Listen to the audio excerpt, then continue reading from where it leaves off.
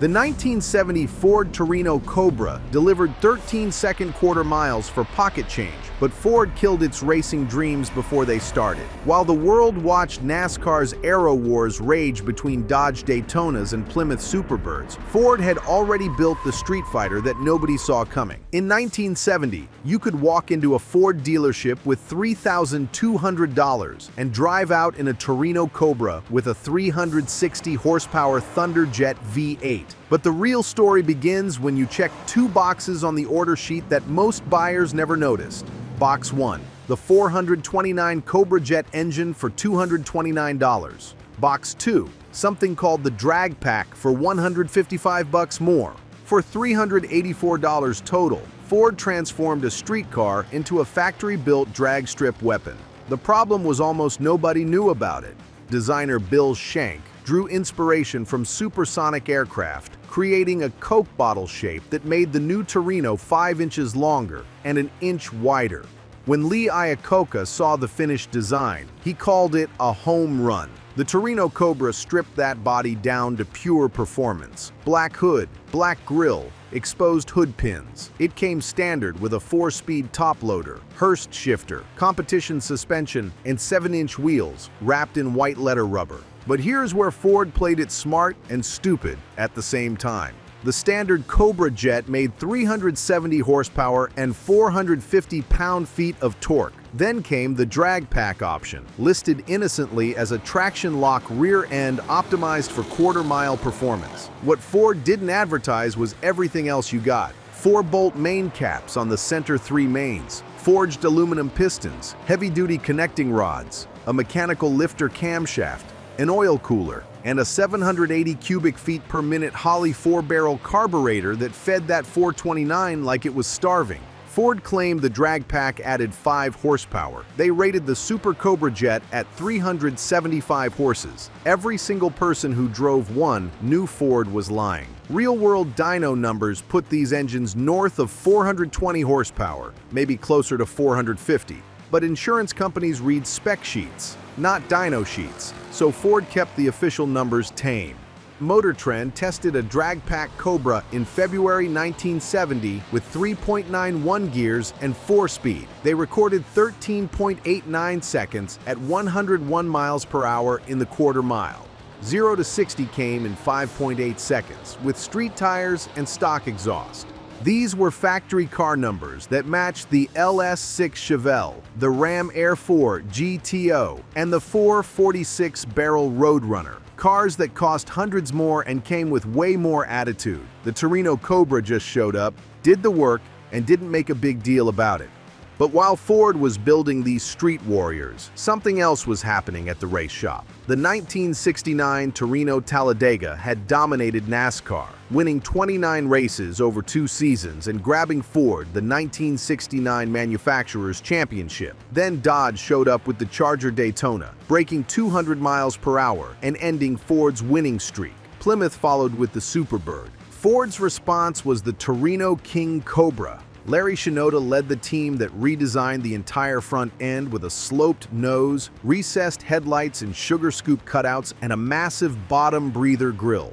The goal was simple: build a 200-mile-per-hour car that could crush the Mopar Aero cars. They built 3 prototypes. One got the Boss 429 engine, one got the 429 Super Cobra Jet, one got the standard Cobra Jet. All 3 were tested, refined, and ready for production.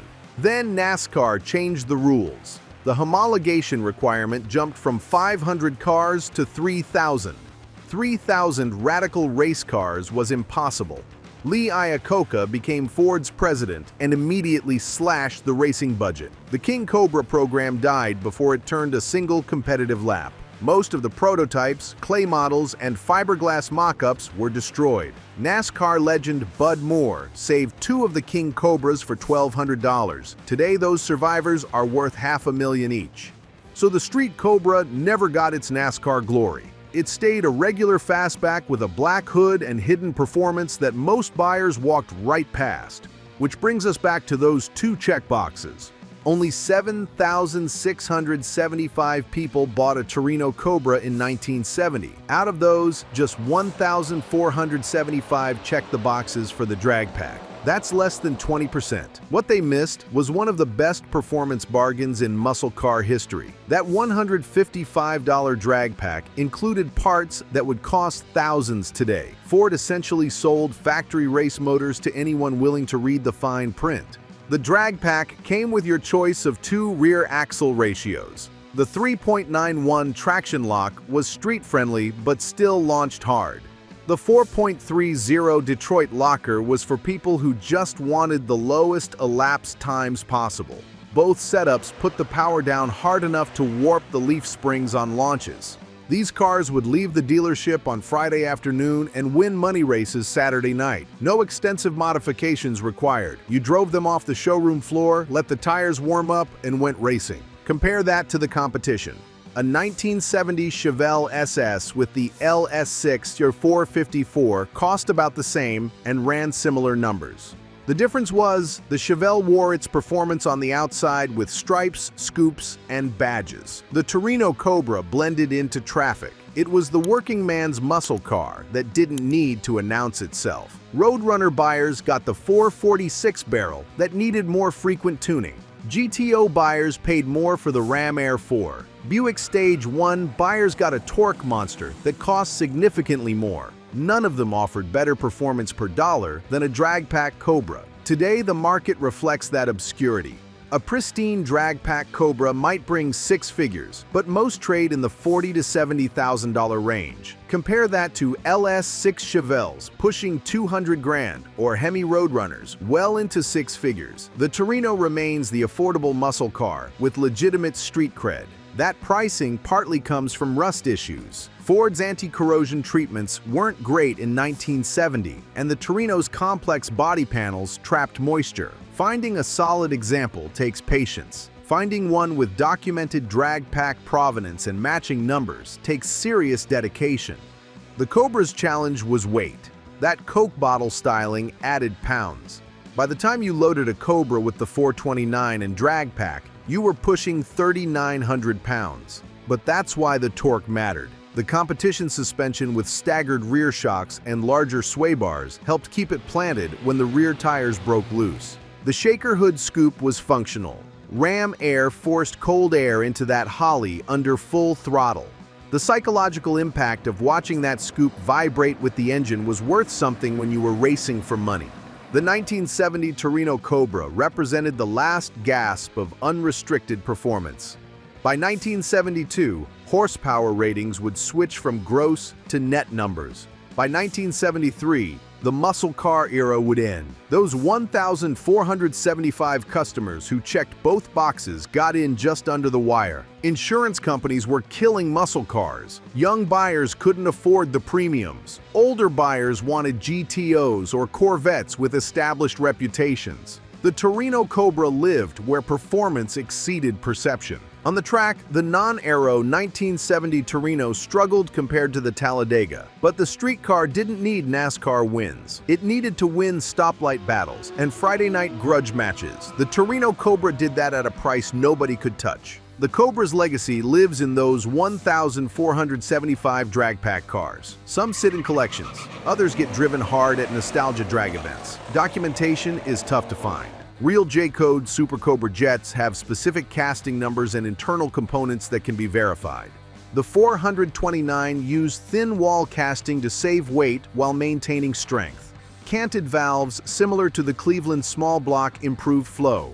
Add forged internals, a better cam, and more carburetor, and you had a race motor. Today's muscle car enthusiasts recognize what the Torino Cobra represented. It wasn't the loudest car, it wasn't the prettiest car, it wasn't the most famous car, but it delivered legitimate performance at a price that made sense, with parts that lasted and engineering that held up under abuse. The King Cobra would have been faster, more dramatic, more collectible, but it never happened. What we got instead was this: a flat black hood, a functional shaker scoop, and 375 factory-rated horsepower that everyone knew was really 450. For $155 extra, you got the performance of cars costing thousands more. You got forged internals, mechanical lifters, and a Holley carburetor engineered for racing. You got a car that would run 13-second quarters all day and drive to work on Monday. That was the 1970 Ford Torino Cobra with the drag pack. The muscle car nobody saw coming because everyone was watching the NASCAR Aero Wars. While Daytonas and Superbirds grabbed headlines with wings and nose cones, the Cobra was winning races on street tires with a checkbook that didn't need corporate sponsorship. If you're hunting for one today, verify everything. Check the VIN for J-code Super Cobra Jet. Verify engine casting numbers. Check floor pans, rockers, torque boxes, and shock towers for rust. A Marty report costs about $100 and verifies the original build specs. The Torino Cobra never got the recognition it deserved. Overshadowed by Mustangs, overlooked by NASCAR fans, misunderstood by buyers who wanted chrome and stripes. But for the people who knew what those two checkboxes meant, it was the deal of a lifetime. $38 per horsepower based on the factory rating. Less than $25 per horse if you believe the dyno. Either way, it was the cheapest speed Ford ever sold. The engineers who built the drag pack option were giving regular people access to race-level performance for the cost of a few options. Ford built 7,675 Cobras in 1970. Only 1,475 got the drag pack. Even fewer survive today in original condition.